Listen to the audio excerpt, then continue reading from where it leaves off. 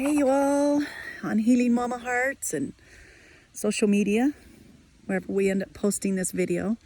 I'm making a really tough video today. My little watchdog is going nuts, but I'm making a tough video today, and making it outside is actually, I think, a little easier for me than inside. So the video today is on grief, and grief is just it automatically, even the word makes me get all sweaty and nervous. So the last video I made was with the loved one. So I made a video with Sylvia. She's one of my mothers, and she passed away like a week after I made the video. And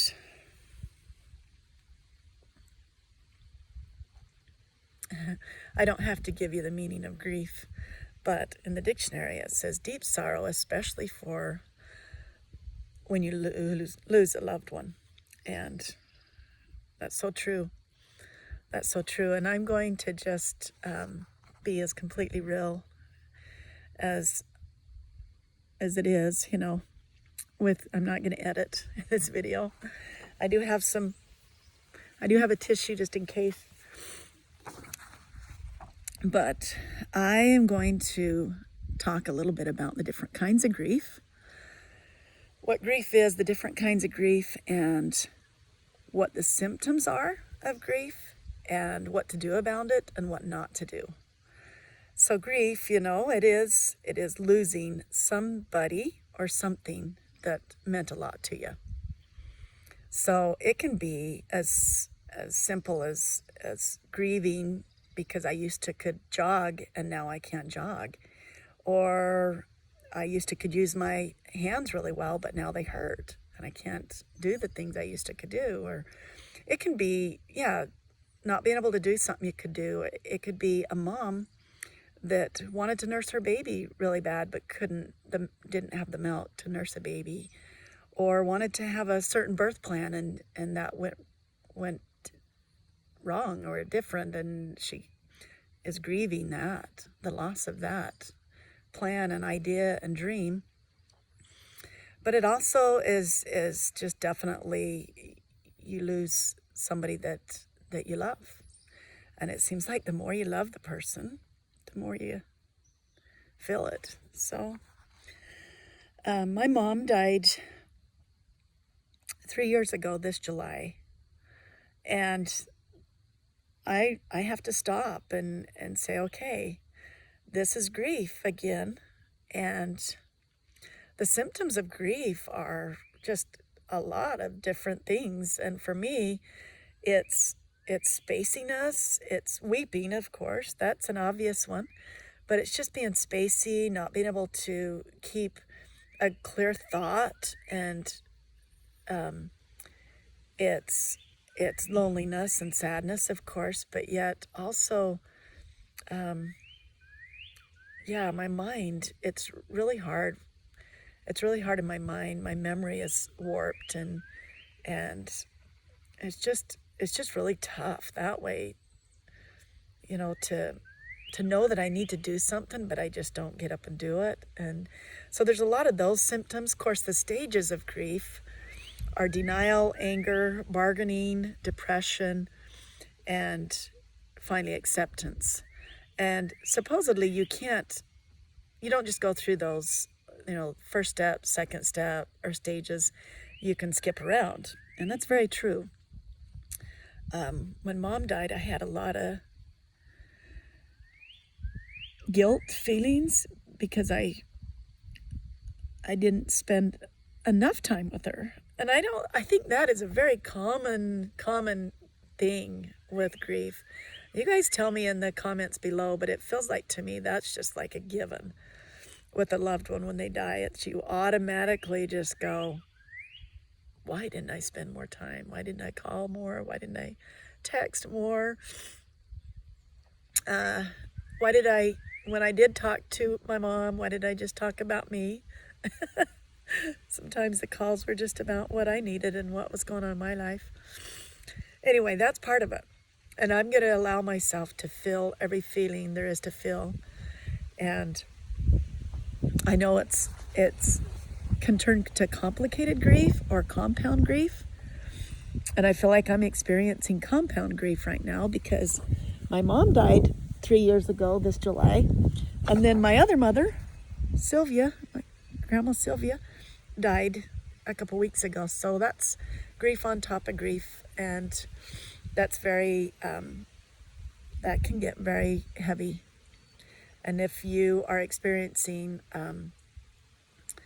well, let me talk about complicated grief. Complicated grief is just when it's compound enough and it's heavy enough that you need to seek help, and either with talk therapy or medication. So when you know you need to seek help, like it's at level 3, is when you're unable to go back to work eventually or unable to function. And so with depression that's too heavy, and or inability to stop blaming yourself, or thoughts of suicide or self-harm, that's when it's complicated grief and it's time to go get help. So I don't feel like I'm at that spot. I feel like that as I feel the emotions, if I'm honest with myself and with anybody that's near me, I'm doing okay. So, and also I know that I'm doing okay because I can feel joy on some days and some moments, and I have fun and I can laugh, and I still enjoy things. You know, I went with some friends last night to dinner and we had a wonderful time, and I loved the food. It tasted so good and we had good conversation. And so I know that I'm not in a complicated grief or in level 3 grief. So we talked about what grief is and some of the side effects of grief. And I know I'm not even covering half of the side effects of grief. You guys will help me with that. So one of the things not to do, some of the things not to do is, and it's real tempting to numb your feelings. When you start feeling them come on, you want to numb out. So numbing them for any longer than, a little bit, a week maybe or so, is just not healthy, because some people numb out with drugs, alcohol, food, even work. Some people just put it all into work, and that's okay for the moment, but you eventually need to face what you're feeling and just address it and let it kind of flow off your back. I feel it on me, and then I just kind of let it wash off me. And sometimes I visualize my tears washing my grief out of my heart. So when Grandma Sylvia died, us girls and the boys that were around her, the family that was around her, we just started eating and drinking alcohol. But with me, I just started eating.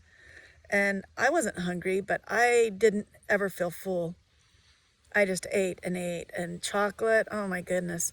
And that worked for a week. And now I'm like, oh my goodness, I'm going to walk when I feel sorrow. I'm going to do yoga. I'm going to do self-help. So self-care is huge.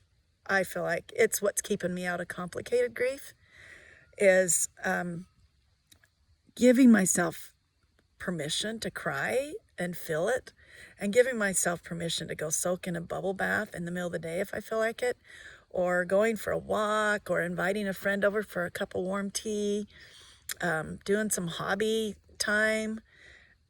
I feel like I would be suffocated with grief if I didn't allow myself to take care of myself and nurture myself through this. Guys, we're all human, and so we're going to experience grief in some level or in some way.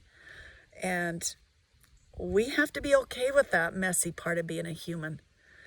One of my nieces told me a neat little thought that she has when she does something that she feels stupid about, whether it's big, ugly cry or does something. She says, oh, I'm human. There's my humanness. Or I can't believe I'm human. Oh, instead of saying, I can't believe I'm crying again, she says, I can't believe I'm human. So it kind of turns it into funny. Of course we're human, and of course we're going to experience grief. I love you guys. Please post your thoughts and your wisdom about grief, because I know I'm just starting the conversation, but I don't know it all. I sure don't.